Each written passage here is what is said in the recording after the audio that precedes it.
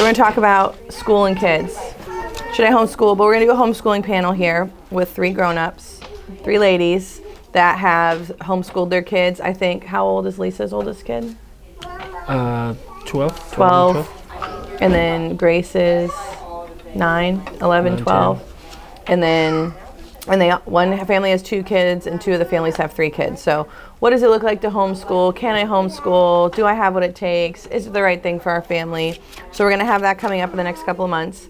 And then also we're talking about, lots of people are like, where should I put my kid to school? How early should I put them into school? What should they be learning? And there are things that we just like to discuss as people start to think. And also if parents have decided that one of the parents is going to stay home with the kids, how long was that planned for? Can we sustain it through homeschooling? All of those things. So just so if we want to, and then we are homeschoolers, but we are pro school if that's what fits your life. So we're going to talk about all those things. But most importantly, we're going to talk about that the way that school is done today is radically different from when us as mothers and fathers, the school was done, and even more different than it was when our parents were in school. And I don't know if we're going to get into it, but if you want to look into where school came from and its origins, it's pretty dicey. But it was to make it so people were able to work and that their kids would be trained to be great workers, which is why they use bells and all sorts of stuff. But that's a whole conspiracy thing that we could talk about offline. But there's some good books about that. But I think to start the conversation, it's always interesting figuring out, why do we educate our kids? And more specifically for you, why do you educate your kids? And why do you want them to be educated? Because ultimately, I think if you can figure that out, just like what is the goal of you educating your kids, then you can figure out what education system works best for you and your family. Without that, I think so many people just adopt there's a public school system and there's a school system, and they know, and this is I think the fallacy of many different things. It's like, well, they know better than I know. Like they know, like they're educated on how to teach. They're educated on how to be teachers.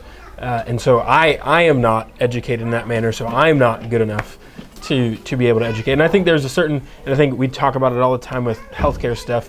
We're just like, yes, like, are there certain things that doctors know more than you that we need their help with? Yes. So like my grandfather right now is in the hospital and they're trying to figure out a whole bunch of stuff. And there's access to information and equipment and technology that they have that we do not have to help him where he's at right now. For our kids, may there be a time where they have access to stuff that we don't have access to, that maybe we could not have provided the right level of education for our kids at some point in time? Possibly. Like in the early 1900s, even up until, we had encyclopedias and stuff, but it would require a lot more work. As we're doing homeschool now, every answer is at the end of your fingertips. Like you have access to any information that you want. And so at this point in time, it's not that we can't educate our kids because of a lack of information or lack of access to that information. Whereas again, maybe 100 or so years ago, that could have been the case. But I think starting with the why behind why you want to educate your kids is an exercise worth going through, because from there you can then figure out what it is that you feel like is the best education system for your kids. The second thing that we then have to factor in, and this is more for the education specific stuff, and I'm going to give timelines and stuff. It's a rough number. Like you don't have to tie, but just to kind of give the framework. They're just like, if the aim of educating, let's say, if the aim of educating our kids is to give them a well-rounded foundation for the start of their life, like I think another thing that we fall into, maybe it's in America, maybe it's in the world, where it's just like, how can we get our kids so successful in high school, whether that's academics or athletics, to where then they could go to the next level. For us, we're viewing our kids' education as a foundational framework for the future of the rest of their life. And so for us, it's what life skills do we want them to have? What actual practical skills do we want them to have? What relational skills do we want them to have? What experiences do we want them to have? and that's all going to factor into what their education becomes. And then through that, most of those things are centered around the brain, and then we can figure out, well, how does the brain develop? Then we can develop an educational system around that. Anything you want to add? And I think that the other thing that you have to navigate is, what do I believe about my intelligence, right? Because I feel like if we don't see ourselves as a person worthy of being able to educate our kids, which you're completely trusted with them before you get to school, right? And you're trusted with, if your kid doesn't have good moral character, it's the fault of the parents. If the kid becomes like running down the wrong streets, right? Like they're doing the wrong thing, that is the fault of the parent. If your kid is mean and a bully, that's the fault of the parent. And as we have unearthed so many things and things that have happened, we know that all kids go through a stage of bullying. We know that all kids go through a stage of independence. And what I think is truly lacking is our understanding of how our child's brain blossoms like a flower, and that we are the soil that it nurtures in. And so understanding that, even because every mom that I've ever met is like, when should I do tummy time? And is holding them, spoiling them. They're so hungry about it. And then there's so much pressure put on a mom. Is my kid kindergarten ready, right? And kindergarten ready in 2025 is so aggressive. Like so aggressive. Like these kids are expected to know their whole name, their address, their phone number. There are things that when kindergarten, which meant garden of children, was really just a safe place for your kids to play. Like it was just like an extension here of this Enchanted Cottage. And so wondering in our worthiness of like, what is it that we do, and understanding that we aren't trying to be an institution. There's nothing that is more important than a parent's love, and learning about your kids and learning about how they learn, I think, is the biggest gift you can give them. And understanding that if you have 1 kid or 6 kids, every one of them is an individual. And I think if you can think back to like growing up with your siblings, you can look and be like, wow, I loved reading, but my brother hated it. Like it was just not his favorite thing, but he could take apart and put anything back. And once I take something apart, it's apart forever.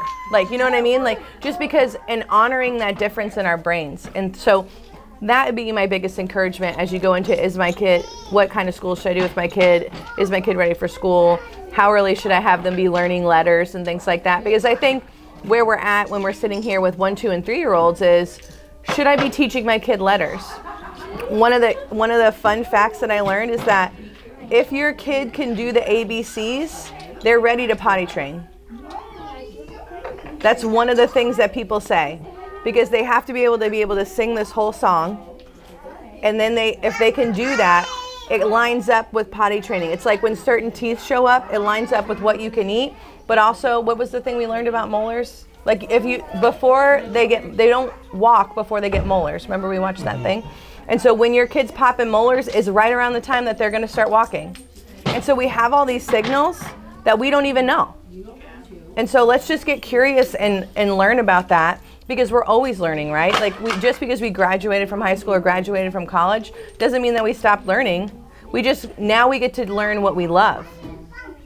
And I think we can do that with our kids forever, if we just give them permission and ourselves permission to embrace that.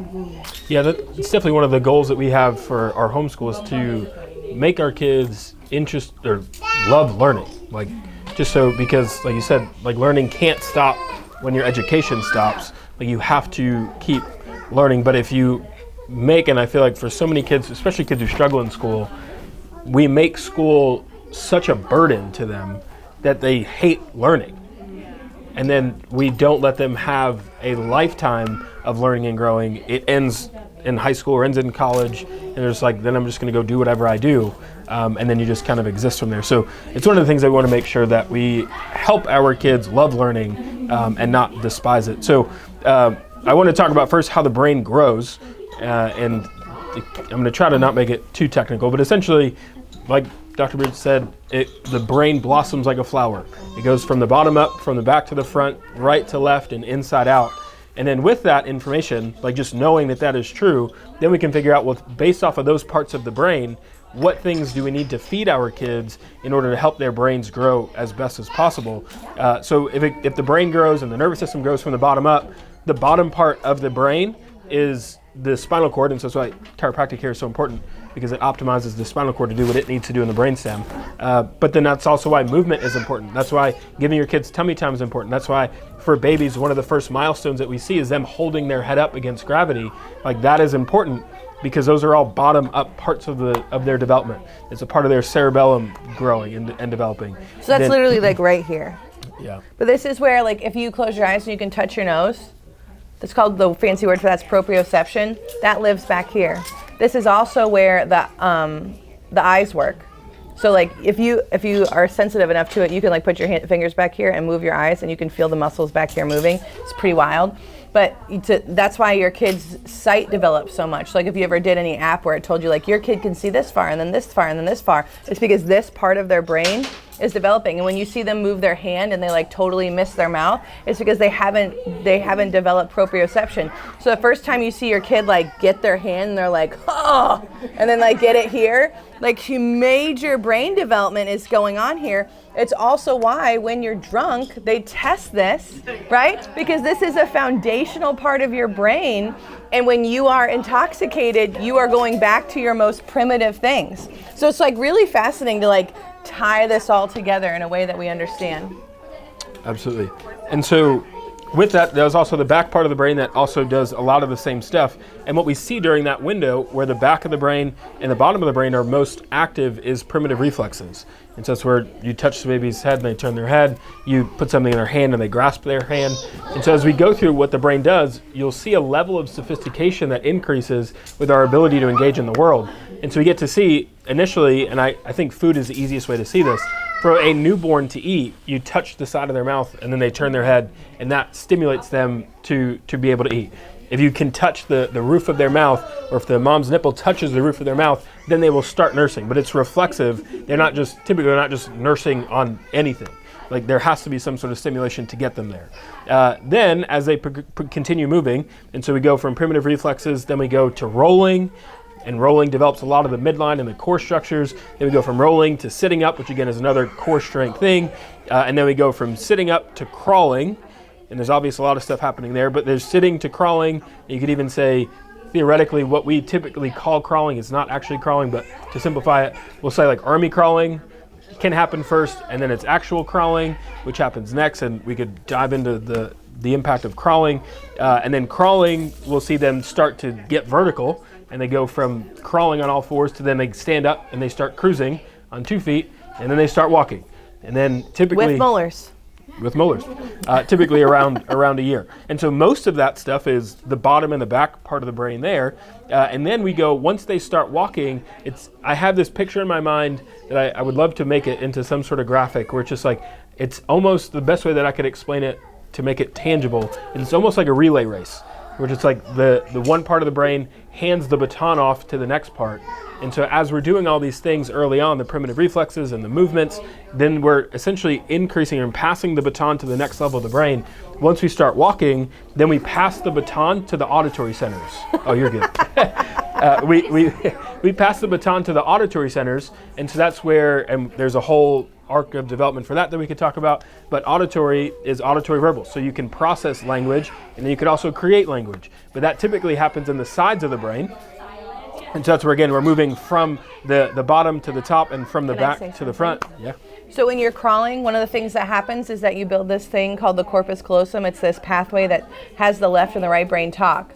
So then when we get past all that movement, because people are like, oh, my kid skipped crawling. And we're like, ugh. And they're like, oh, why is that bad? Like, I thought that was good. I thought my kid was advanced. And we're like, well, it's cool that your kid walked, but the more we crawl, and like there are people that are going through occupational therapy now as adults, and part of their thing is crawling because it helps connect the two sides of your brain. So even if you have a 2, 3, 4-year-old, you can crawl with them and it's going to help the two sides of their brain communicate. And so there's all these developmental things. And so like he said, we're an auditory verbal, and that's so we moved from here, then we got up here, then we started to connect these two, right? And we're seeing that as the baby can now move across their midline. So there's things that they can do, and they can bring a toy from here and hand it to here. And they're sitting up and they're crawling and they're able to do all these things. And then you can tell a 12-month-old, go get me the ball, and they get it. Now, can they say that? No. but they're starting to understand what you say means this, which is why singing is so important for your kids. It's why having a song that you do when you get in the car, you're changing a diaper, you're going to bed, because that auditory verbal is being built as soon as we're moving. So that movement and auditory verbal are so tied together. And that's also why we always tell people, like, try not to put your kids in baby containers, right? Like, in a baby container is a car seat, it's the extra saucer, it's a seat that sits them up, all that stuff. You do not want to limit their movement, because every movement they do every day of their life is building their brain. And so the more movement we restrict with a swaddle, with a thing, outside of a baby carrier, because the baby carrier is hugging them to you, and there's so much positive stuff there that's fine. But if your baby is on the ground, put them on the, like, if you want them to stay still, put them on the ground in a safe area so that they can roll and move them back forth. Unless they're, like they're grabbing glasses and shattering them, obviously. That's not your favorite thing. But just to tie it all together with things that they're seeing. Yep. And so along with that, again, with the auditory part, like they can process language. So there's auditory, and then the auditory happens, and then we can create language, which again happens somewhere between year one is typically they'll say, like, we want babies to start babbling at 12 months. We want them to have 50 words by 18 months, and then 2-word sentences by 2, just to kind of give a framework there. And then ultimately the highest stage, and I'll tie it back to education after this, the highest stage is visual cognitive, which is not visual perception. It's not like I've got 20/20 vision. It's the parts of the brain working together to create a mental image of what is happening in the world. And so if we think about learning, all of learning, all of education happens in that realm. It's on that visual cognition realm. And so the problem happens if we are not fully there in that visual cognitive realm because of all the other stuff, and I'll kind of walk through that again. Then we can see kids will have learning challenges because we progress through the hierarchy too fast. And so if our kids aren't fully there at, like, there's this book that I saw that's like how to teach your kid to read in 100 days or something. Well, by 1 or 2 or something like that. Yeah. It's like they're just not ready. Like, could you do that? Sure. But what the thing that's interesting about that is that teaching the kids to read, they're not actually reading, they're memorizing what the card is. So they're not like going CAN is can. They're just saying, oh, I've seen this so many times, just like I see a cow, and I can tell you that a cow says moo because you've associated that with me. So they're associating the word can. And so you'll see these 2 and 3, 4-year-old kids reading books, and they're like, it's because they've memorized it. And so, like, it's just like, I could probably still do Green Eggs and Ham, Dr. Seuss, right now. The first book I ever read when I was 5 was, what's the one with Max and the monsters? Why can't I remember it? You know Max? All the monsters? Where the Wild Things Are? Yeah, Where the Wild Things Are. It was the first book I ever read, but it was because my mom read it to us every night because it was my favorite book. So I learned to read it because I had the story in my head, just like you memorize a song. And so there's a lot of, like, my kid is so advanced, right? Everybody thinks their kid is so advanced because they are, because they were completely dumb and dependent on you when they came out of the womb, and now they're like talking and looking at books. Your kid's advanced. Like, I love you. You can think that. You can say that. And every kid learns at a different level in a different way. But when we are forcing our kids into handwriting and reading really early, we're jumping steps. And when we jump steps, we're also very performance oriented. We're like, oh my gosh, you read a book at 4. And then now every time anyone comes over the house, we're like, oh, let little Sammy read to you. Like, he's 4 years old or 3 years old and he's reading, let him read to you. And so now Sammy's like, oh, this is a big deal. I'm performing. And we start to encourage that I need to be perfect. I need to do these things. And we do this very heavy on our firstborns because we can, because there's nobody really distracting us from it. And we are learning more and more as we progress through kids. We're like, oh, wow, we were really hard on them.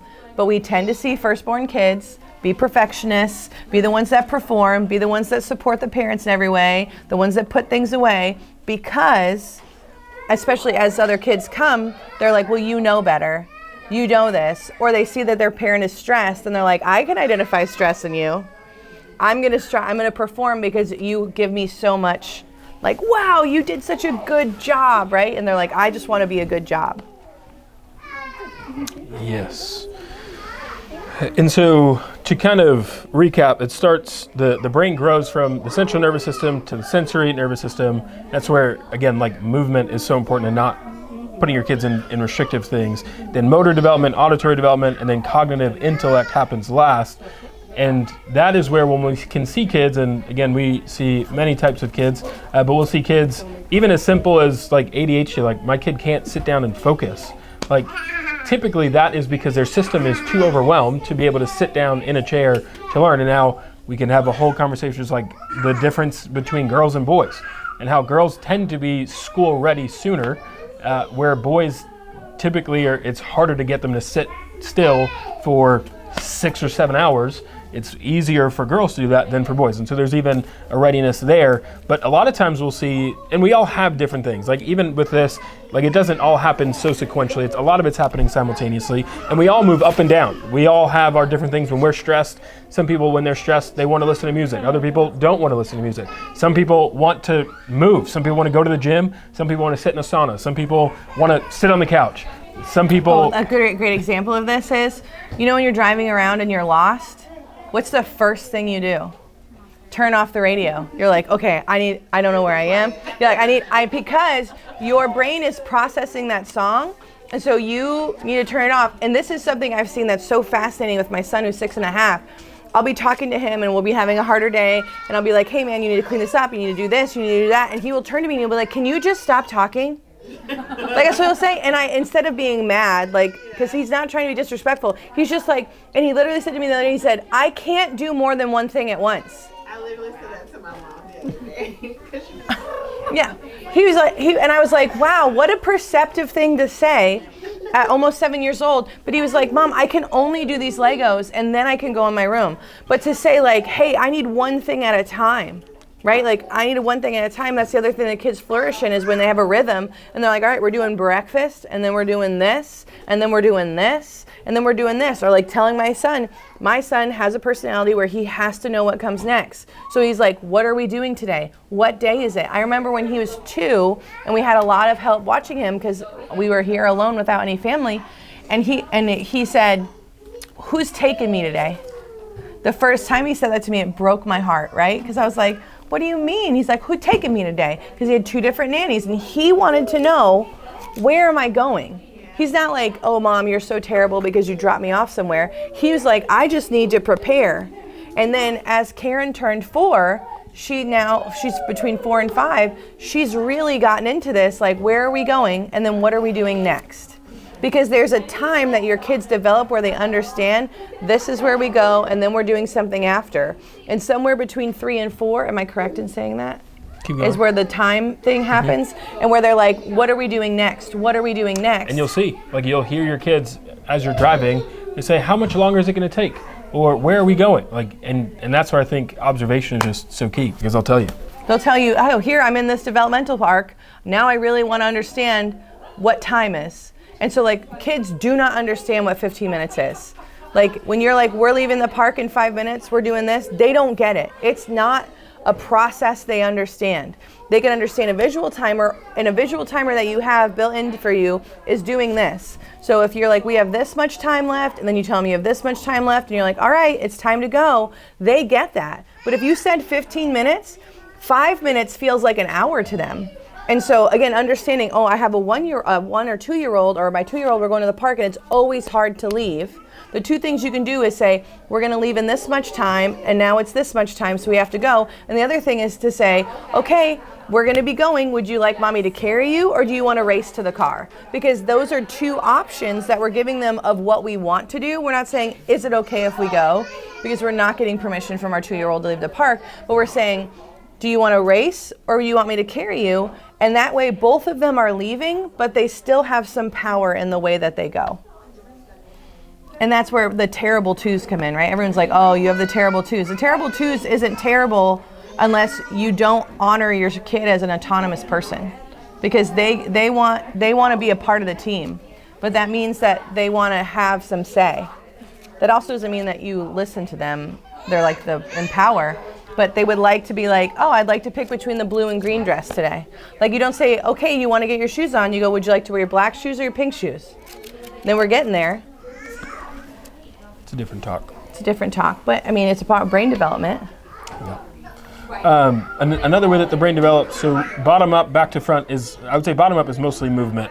Then we go right to left, and that's why we have everything designed here the way that we have it, is to be as open-ended as possible so the kids can create their world as opposed to something which is very right-brained. Right brain is more abstract, more artistic, more creative, whereas the left side of the brain is more concrete, factual, informative stuff, to where it's like this is, so like when you go to learning, a lot of learning is left side of the brain. It's more, this is a letter, this is a number, this is what 2 + 2 is, this is when this person was born, this is where they were born.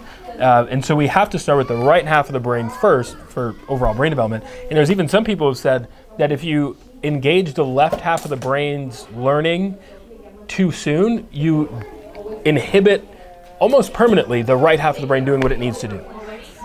And so that's where even in a world, like, again, because we have access to so much at our fingertips, the priority for our kids in learning and development is right brain stuff.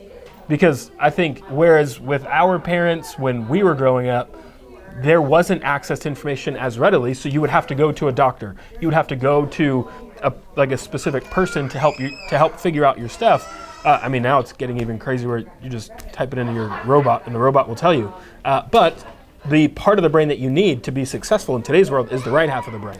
So even like, because there are people I know will say like, oh my gosh, my kid's so advanced, like whether it's Miss Rachel or the little whatever Mystery Mouse or some other kind of educational thing, they can learn things earlier on, but it's just developing the other side. Correct. Yeah. Yeah. So you're It's just, like crushing the creativity. Yes. Really, So Vincent said it, like, you have to start with the right brain. Like, your body starts with the right brain no matter what you do. Like, but you can try and force the right brain into a box. So, you know, there are people you meet and they're just like, I'm just not creative. Correct. Right? And I would wonder about those people, and I would be curious, and I would interview them, and I would be like, what do you know how you were educated as a kid? Because when people literally say, I am not creative, they were focused on learning. Like, one of the things my husband says all the time, he's not creative. He's become more creative as we've developed it. He's worked on writing and learning and all of these different things. But in his family, academics was the number 1 indicator of success. If you had A's, if you were Dean's List, if you were performed, you got all the accolades of the family. You got access to video games, you got access to doing what you want. It unlocked everything for you, because he saw when his brother failed something, he was grounded the entire summer. And so in my husband's brain, he was like, that ain't ever gonna be me. And it made him super focused on academics, and now he's a heavily academic guy. He does not read books for pleasure. He only reads books that help him learn, and it's part of his personality now. But some of the times he gets so frustrated because when he's like, well, what do you think? And I'm like, this idea, this idea, this idea, this idea, this idea. I say, because I was literally just told to go outside and leave my mother alone, right? She was like, just leave me alone. And so I didn't have, and academics weren't a focus, like, don't get in trouble. Like, don't be the person that, that I got called about, but like also, like, the only reason I got called from home was because I was reading a book we weren't reading in class. They were like, well, and the lady was crying. She was like, I can't believe I had to take a book away from a kid. I've never taken a book away from a kid, but it's because I loved reading. My mom couldn't ground me because I loved reading. And so kids can learn faster.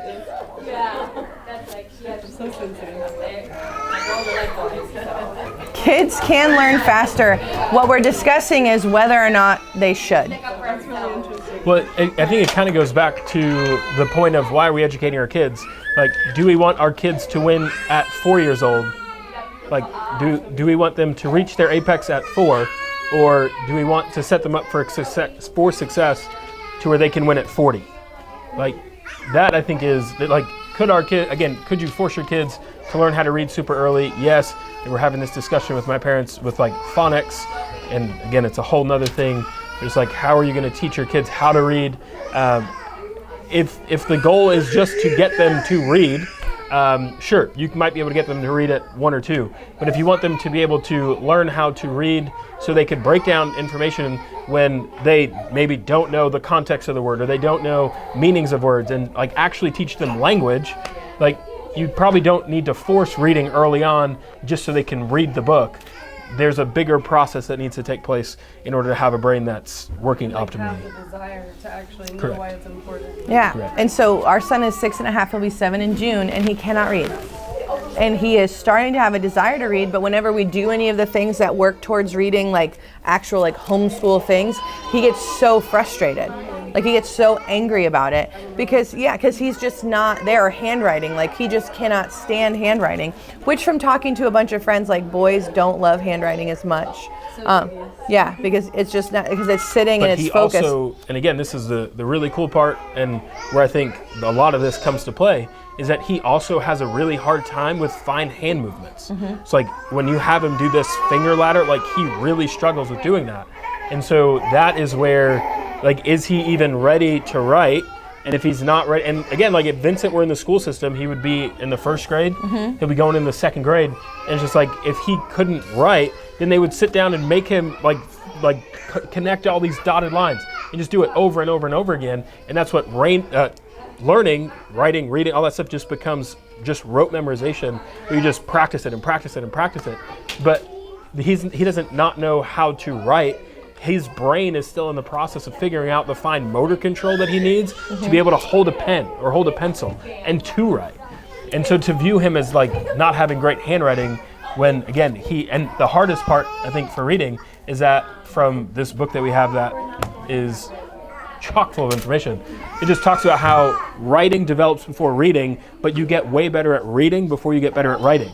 And so for him, like I don't want to do hooked on phonics to where we can supersede the system and say, well, his handwriting's not ready yet, so let me supersede the system and teach him phonics so he can read, but the handwriting is lagging behind because he's not there with fine motor control. So where do you find the line of like, you know, maybe you guys sitting down and doing this with him and like having that skill, you know, like knowing it's time for him to develop that, but also taking his lead. Like where is So the ways the to question. like what do we do if we're like, wow, it's too late?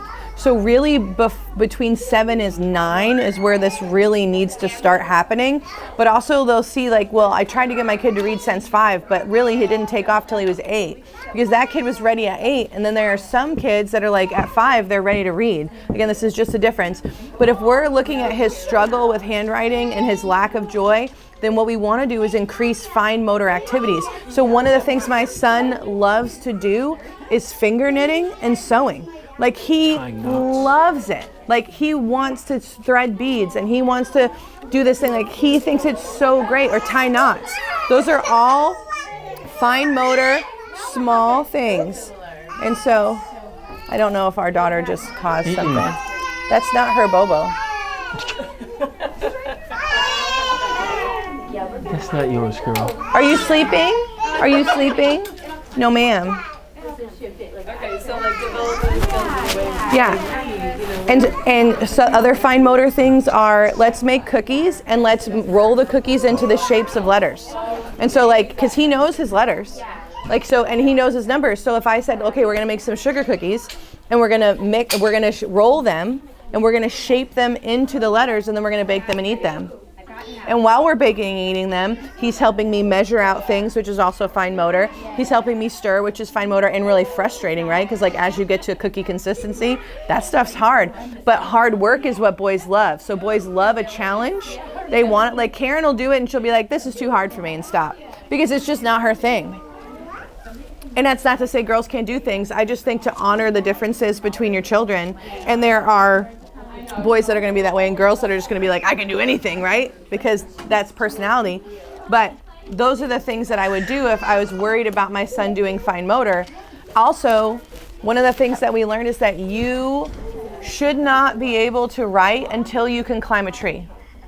So once you can climb, successfully navigate up and down a tree, that means that the hands are at the strength that they need to be able to do a pencil. And I think it's really fascinating to like Google what a kid's hands look like on x-ray versus an adult's, and you're gonna see these giant gaps between the bones because they're just like, they don't have the dexterity to do that. And so you'll also see your kids doing their own fine motor work when they're getting sticks and pebbles and acorns and making mud and like trying to figure stuff out. My son ties knots and everything, and then he has to undo the knot, and that's really frustrating. But if it's a big rope, he can get it. If it's like, you know, a necklace is the hardest, like yarn is hard. But if we have so many ropes in our house, and he can untie and tie them with ease because that's a fine motor activity. So those are all things that we're doing to enhance his handwriting.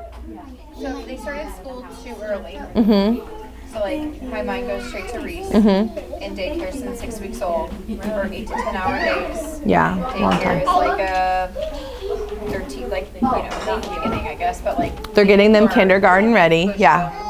For kindergarten ready and like stuff like that. And it makes so much sense because he lacks so much creativity. Mm-hmm. Like bad.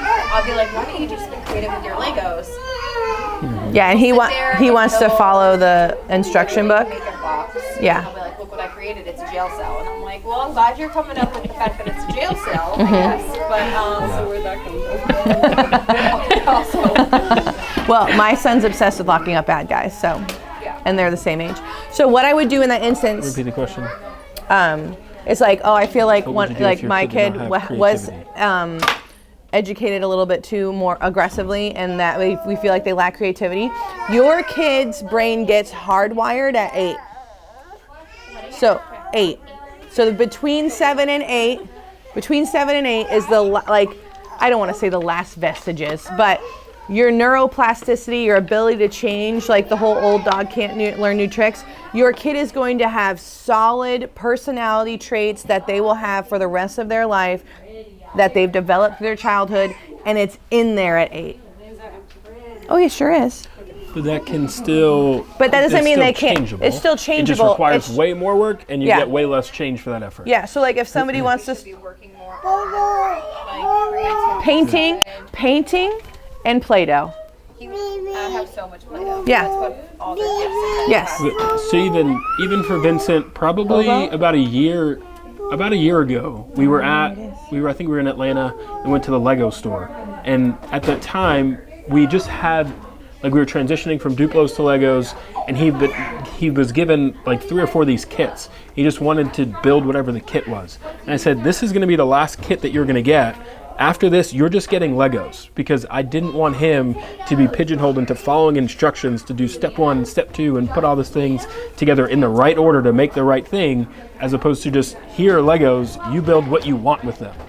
Does he actually follow the instructions though and build the Oh, he would. See, Reese won't even do that. Yeah. He'll be like, I want to play with it, but I want you to build it, Daddy. And Yeah. like, he will not even sit there and build it. Like, So we had that arc with Vincent. And so last birthday, he turned 6. He asked for all these large Legos. So everybody bought him kits. He wanted a Lego birthday. Everyone got him Legos. And then we got to doing it, and he would just get so frustrated by the process. And so part of what we did, because his best friend Landon, who is 2 years older than him, but when Landon was 6, Landon could lay down with the Lego book, open it up, and follow everything and build it. yeah. And so Vincent saw that, and his best friend, he was like, I want to do that too. And I was like, bro, I don't think your brain works this way. And so we had to sit down with the book, and I had to show him, hey, here's the pictures of the Legos we need. Find it. And so one of the things I found is that when Vincent looked at all the Legos, he couldn't see any of them. And so he would get really overwhelmed, and this is a part of my son's personality. He would get really overwhelmed, he couldn't find it, and then he would freak out and not want to do it. And so the first thing we did was separate everything into colors. And so as I separated into colors, I'm like, all right, we need a white piece that looks like this. And so then he was like, okay, I don't have to look at all of this overwhelm. I have only this little time. And then he was able to find it. But we have never, and they did one on a boys trip that I don't know how successful. I don't know how much did you have to help him with that Lego thing he built when you went to DE? Not at all? No. So when he went with his dad about a year later, he was able to get a Lego kit and build it quietly next to his dad. Yeah, maybe like 1 step or 2. Yeah, there are a couple of things. He will not see exactly where to place it, but I just don't think spatially that's my son's gifting. But now that we're almost to 7, he's building lots of creative random things, and we've gotten rid of all the stuff, and he just looks at the instruction books to look at other Lego kits he'd like to buy. Yeah, I think to answer your question, Taylor, I would say I would just try to give him as many creative opportunities as possible. It's hard because I think ideally what I would do is potentially remove most academic things along with that. Right. But I think, even with the time that you have him, I would just say I would focus again on painting and Play-Doh and just as many right half of the brain stuff as possible to just give him space, because even like, and we tell people this all the time, like we had some kids that came here and the parents were just like, they were just so bored when they were there. Just like when at their age, like boredom is where creativity is born. And so if they don't have space, I think that's another. Yeah, it's like, and that's where because they were used to being entertained or having a toy tell them what to do. If you don't have space to create, you can't be creative. And I would figure out again what stuff he's interested in, because like Vincent's very much into building stuff. And so maybe him and TJ could just go and like build stuff. But I always tell Vincent, it was like, before we build, like you have to give me your vision. Like you have to tell me what you want to build. And so then it forces him to be creative, to tell me what he wants. And then from that creativity, then we could use more of the left half of the brain. We're just like, well, what do we need to build that? And then just trying to give him the reins as much as possible. But giving him that space to create is what's going to allow the right half of his brain to flourish. The other thing that I saw, which I would like to do for our son, but I never even talked to my husband about it, so this is first news for him, is that this woman made her son an invention kit. And so it's one of those 3-tiered carts, and it has carabiners and locks and pulleys and rope and not push pins, and paper clips and literally everything, Velcro and scissors. And so he gets to use anything on the invention cart to whatever he wants. I'm sure if you Googled like it might come up, but and so he makes zip lines for his doll, like his little Lego guys and whatever. And so it's this one place where, because that's the other thing, is that my son always wants to go in my husband's tools and stuff. And so giving them safe tools that you've trained them how to use, right? Like our son knows how to use scissors, but he also is learning that he needs to put those scissors away because Nora doesn't know how to, right? And so having safety skills, but also letting our kids do risky things, right? Like we want our kids to be able to do risky things. And so giving him a thing to be entirely creative and have ownership of. And then the other thing that's frustrating about it is like putting it away, right? And it's just like, well, my son, he knows this. If he leaves his bike out and it gets rusty, that's his choice. I'm not buying him a new bike to get for him if he's not going to take care of it. So I would love to gift you this and all these different invention things, but you need to take care of them, because if you leave them out, you won't have them for next time. And that's also a great becoming a steward of things. Now, are they going to be great at that at 7 years old? Probably not. But you start to get to give them those creative options. The other thing is just to like kick them out, like as what my mother did. She just kicked us out of the house. She's like, you can't come in.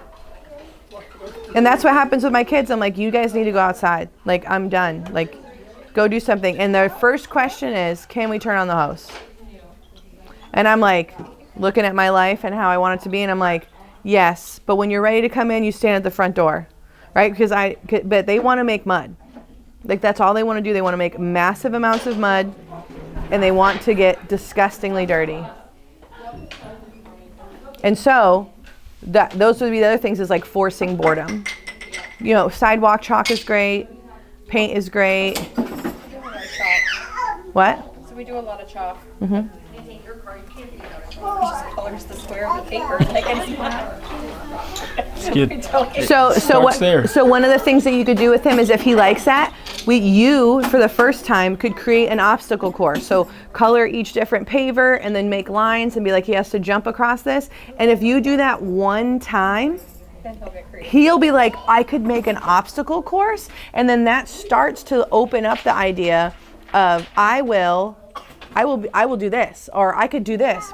But giving him potential of like, hey, do you know that you could do this in the backyard? Like, you're welcome to use, like my kids know they can use the boxes that are outside. They know that they can do this stuff, and they will make stuff to jump over and all this craziness, because that's super fun. Or I will tell my son, I'm like, hey, it looks like you're getting really aggressive. I bet you have energy to get out. And so now when I start to get on him, he's like, I have energy to get out. I need to go outside. And I was like, okay, bye. Like, and I also think the freedom that homeschoolers get is like, you can see if your kid's just not in it today, right? When a kid goes to school and they're not in it, they're in trouble. They're disciplined the whole time. They're like, well, you need to be doing this. You need to be performing. Whereas like my best friend, she was like, we just took 2 weeks off because I was not okay. The kids weren't in it. And so we've just done painting and creativity and nature walks because that's what I need to do. And so that autonomy that you have, and that's still schooling. There is a website that I've got to find the name of that you can input whatever you did with your kids, and it will like ChatGPT you what you did in science and history and language arts, all from baking cookies. And it'll break it down so that you can feel as a parent like, wow, I really am educating my kid. And if school is your answer, then I would say like until they're 7, I would find such an alternative school that has lots of outside time and that has lots of freedom within it. So that's why a lot of people are drawn to Montessori, because the kids have independent work and they do things that aren't structured and sitting at a desk, because that's very hard for boys. Okay. He was just using it to walk. What does she need? She's trying to take the pen. Oh, just let her draw on a different page. Then you don't have to say no.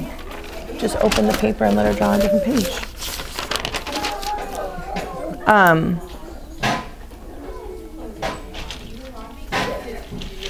Daddy's gonna hold it, but you can color. Yeah, so now we're at 20 months, so we're in the tantrum zone. Let's keep the pen off the carpet. Yeah, and I think, I don't think I kind of solidified this thought too, but like visual cognition being the highest level of brain development, that is where all of learning takes place.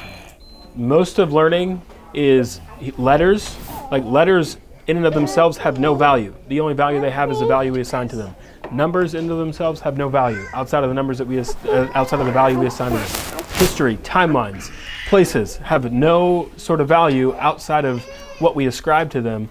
And so that's where, since that's where most of learning happens, we need to do the first 3 really, really well to set our kids' brains up for success for that visual cognitive stage when we get there. And so is my kid ready? What kind of school should I do? I would just choose a school, if you're choosing a school, that honors that your kid is a child and is not getting them to perform. What happened probably a decade ago, is that they reverse engineered college entrance ready back to kindergarten.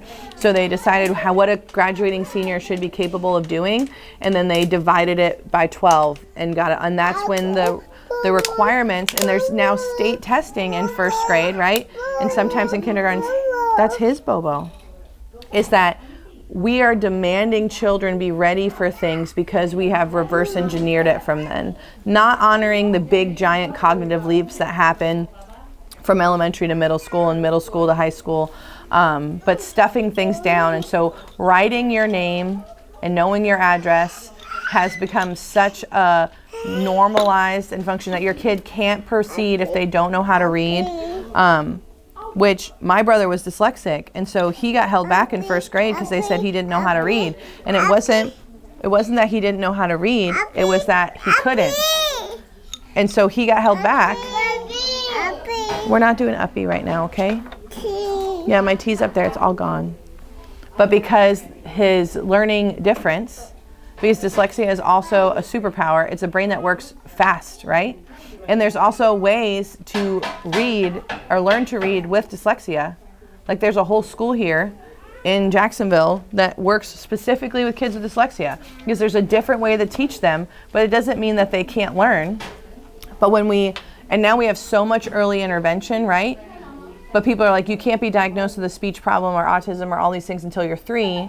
But the earlier that we intervene with kids, when we see that they're having neurodevelopmental things, which we have more and more of than we ever have, we can adapt what we do in these early years and our understanding with what our kids should do. So our biggest thing is, if you want to educate your kids, you want them to learn, and they're not progressing in the linear fashion you could, if you put an elephant and a zebra, a monkey and a fish, and you said to all of them, climb a tree, one would be very good at it and the rest would fail. And then if you guys said swim, one would be really good at it and others would fail. And if you said, I need you guys to move from this point to this point, they probably all could. And what we're doing with our education, and especially our public education, is that we're putting kids in a box and asking them all to perform the same way. And so if your child is struggling, especially when they're in kindergarten and first grade, I always tell parents, like, if you could find an outdoor school, especially for your son, and for 5 and 6 years old, then you're going to be giving them so much space to develop their brain that when they are ready to sit down and sit in a classroom for hours upon hours, they're going to perform better. And then also going to a place that has lots of outside time, that recess isn't just 15 minutes. Because truly, when you school a child, it only takes a maximum of, I think it's 4 or 5 hours by the time they get to high school to complete all that work. So when we're asking a first grader to sit in school for 8 hours, we're really just occupying a lot of time so mom and dad can work. And that, if that's what your family needs, is what your family needs for a season. But if you can figure out how to do it so that your kid can be a kid, I don't think that there's, I would not rush any learning. And more kids can tell you every Disney character than they can tell you what the kinds of trees are in their front yard, or what kind of birds are native to their area. And those are things, and those are things that are so important. It's why we don't have characters here. Because if somebody sees Elsa, they only can think of that story. Even if there's a story that's based on called The Snow Queen by, I believe it's Hans Christian Andersen. And that's what that story is based off of. But if I play that, my kids can't not think it's Elsa, because they're programmed to associate that. And so when we just have these little characters that have no face and no identifying, they can be anyone. And those open-ended toys are such a gift to your children. And when you want, find people who believe in you and agree with you. And almost 100% of the time, it's not going to be your parents. They're going to be, and your kid will not be dumb if they don't read till they're 9. Harvard did a research study, and it compared kids that read when they were 5 to when they were 7 to when they were 9. None of them were smarter. The 5-year-olds, none of them were academically ahead. That is the Center for Childhood Education and Development by Harvard. They studied them. Reading at 5 does not do anything for you. Literally. Doesn't do anything for you cognitively, brain development wise. Proven by Harvard. So if you don't believe me, go yell at those guys. What about like making sure they're where they need to be if they did want to go to college and stuff? Like, I'm sure that's possible with homeschool, but... So most colleges desire homeschoolers because they're more creative and think outside of the box. Most homeschoolers test against kids if they do the state testing and destroy them. Yeah, because they have critical thinking skills. I would say that. Yeah. I don't want to disagree with you on live television, but the things that I have seen is that homeschool kids perform about the same. The hard part is the public school kids are taught to pass tests and to be really good at test taking, whereas homeschool kids typically are not. That's a lot of the reasons why they homeschool. Correct. They're not test takers, which is where, and again, that's where I started the whole thing. Is like, are you teaching your kids just to pass a test, or are you teaching your kids to have a brain that can be useful for the 60 years that they have after school is over?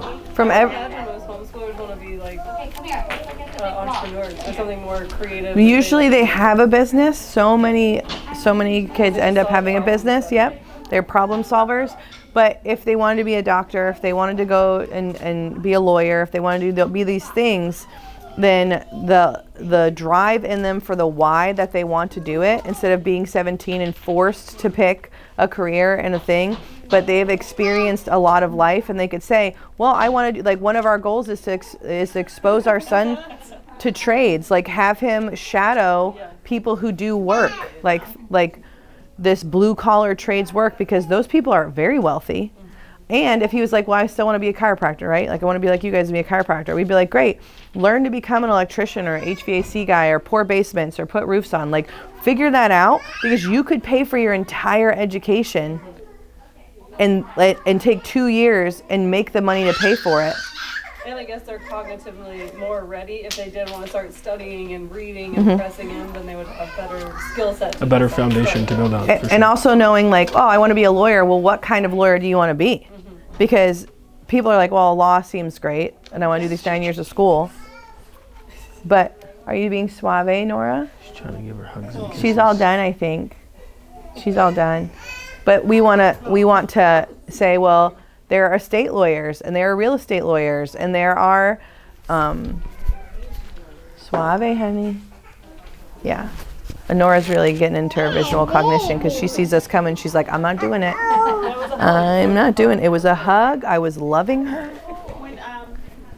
When it is time and they are at the age where they're showing signs that they want to start reading or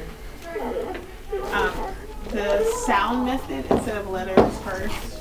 Phonics? Yeah. So we've learned a lot about this. This has been a huge thing in our family. This could be a whole talk. No, there's no milk left. Is that we learn everything whole to part. So like you understand what, and so phonics is part to whole. So again, you can do it that way, but it doesn't make sense. The number one way that kids learn to read that we have discovered through all of this research that we're doing, because we're literally living this right now, is songs. So like showing our son the words to a song or a hand rhyme that we do, leave it alone, you can look at it. So he knows the words and he visualizes, like he knows the words through sound, because again, like sound happens before the actual letter happens. So he knows it through sound, and then you can take the sound and learn it visually. Then that's most effective. But I think that whole to part thing was very wise. We probably should have started with that, because I tell everybody when I'm talking to chiropractors, I remember halfway through chiropractic school, one of our teachers got up in front of the class and said, has anybody told you how chiropractic works? Halfway through our chiropractic education. Like, has anybody ever told you how chiropractic works?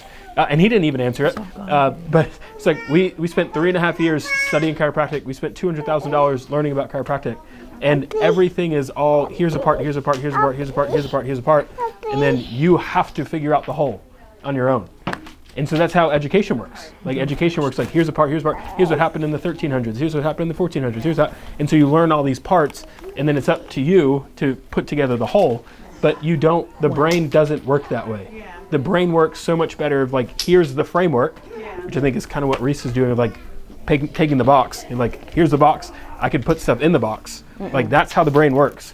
But to say, here's a whole bunch of different pieces that you have to now make a whole, the brain doesn't work as well that way. But that's just how the education system is. Whereas again, it's like, here's a whole bunch of parts, and then it's like, now you can put together the whole. It would be way better if we had like, here's the whole picture. That's even where in homeschool for us every week, there's a painting and a poem.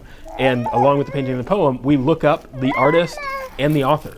And we look at like, where were they born? When were they born? Like we haven't done this part yet with a timeline, but we do where were they born and where did they die? And we go to a map and we're like, here's the whole world. Here is North America and South America. Here's Europe. Here's Asia. And it's like, here's the big picture. And then we zoom in. It's like, here's the whole big picture. And then we are in Jacksonville. Whereas most of school is, you live here. This is your address. Your address is in Jacksonville. Jacksonville's in Florida. Florida's in the United States. The United States is in North America. And we just keep going out, when really it works so much better if we start out and then zoom all the way in. Because it gives context. If we just say like, here's your house, and then your house is in Jacksonville, and Jacksonville's in Florida, you don't have the context for any of those things. But if you start with the context and you fill in the details, that's how things work best. The brain works best learning. And what we've learned is that like he's starting to really get into the timeline thing. So if we had just started with timelines, he wouldn't understand it. But he's like, when is that? And when were you born? And when was Papa born? And when were all these people born? And he's starting to get like this giant idea of like what everything is. The other thing is like, if you're like, hey, we're gonna make pizza tonight or cookies. Are you saying, oh, I have eggs and flour in this, and I am going, what should I create with all of these parts? No, you start with this whole, right? Because that's what Karen will say to me. She'll go, what are we making, Mommy? Like, what are we making tonight? And I'm like, we're gonna make this. We're gonna make bread, and then we get all the parts and we create it. We never start with the parts in anything. If they say, hey, we're gonna build this house, you're not like, well, I have all of the tile picked out for the bathroom. They're like, but how many bedrooms do you want? Right? Like, so there's like this vision, but we look at reading like, oh, let's pick out the color of the carpet in the closet. and everyone is like this. And so my son wants to read, not because he like wants to read, he wants to choose to read dragon stories. And so he would like the autonomy, the power to go and grab this dragon book and read it. But when we sit down to do reading, he's like, not worth it. Can you just read it to me? But he also loves stories. And so like his homeschooling is laid out as we do a song that's on the topic. Like right now we're doing shadow. So a shadow song, and then we do a shadow hand rhyme. So it's like what we do in circle time, because those are like the biggest brain builders ever. And then we do a poem, and he has to do the handwriting for the poem. And then there's books that go with it and an activity. And that's it. That's all homeschool is in first grade. But all of that tied together, he learns what a shadow is. That's what we're learning.